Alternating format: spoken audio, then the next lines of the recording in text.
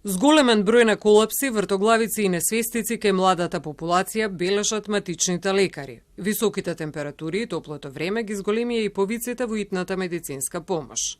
За надлежните институции, превентивните мерки се навремено посочени, сепак дел од граѓаните вела дека речиси е невозможно да ги завршат обврските во раните утрински часови, па ризикуваат и во оној дел од денот кога температурата е невисока. Дополнителен проблем е јавниот превоз, за кој чекате со часови. Катастрофа, што да ви кажам. Па нема автобус, унатре се раскршено, од сите страни дуа, те клими работат, ќе те разнесат и така. Претходно чекав 24-ка, некои две не тргна кога што требаше и апликацијата моментално не работи. Имајќи предвид дека се високи температури, дали се климатизирани автобусите, дали е соодветна таа климатизација, имајќи предвид дека надвор се високи температури, а внатре па некогаш може да бидат ниски. Би рекол дека не доволно, повеќето од автобусите воопшто немаат ни клима, посебно старите, новите имаат. Некој само се слуша дека е пуштена, ама температурата е исто како и надвор.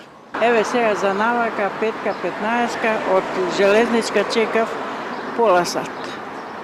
Така да, тоа е. Ваквите ситуации за време на топлотен бран го ставаат на тест и елементарното домашно воспитание. Лично за во автобус, ако сум нови години, не се жалам, ќе станам, ќе видам повозрасен човек. Културно е и хумано е на некого да му подадеш рака, да го седнеш, да не падне. Оти возрастните се како мали деца, им треба помош, поддршка.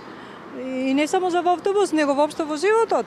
Зголемен е и бројот на пациенти со бактериски инфекции, микоплазми, легионели и атипични пневмонии за овој период од годината. И пациентите доаѓаат со едни суви, надразнителни кашлици, кои траат подолг временски период, поради употреба на премногу газирани пијалоци, употреба на сладоледи и слично, имаме појава веќе на гнојни ангини со високи температури, како и стомачните вирози кои се очекуваат повеќе да се интензивираат во текот на летото. Да, и тоа е уште еден проблем, значи климауредите не се чистат редовно, токму затоа таму живеат тие видови на бацили кои што се измеѓу бактерија и вирус, затоа треба барем еднаш во годината пред да го употребат климауредот да биде тој истиот исчистен.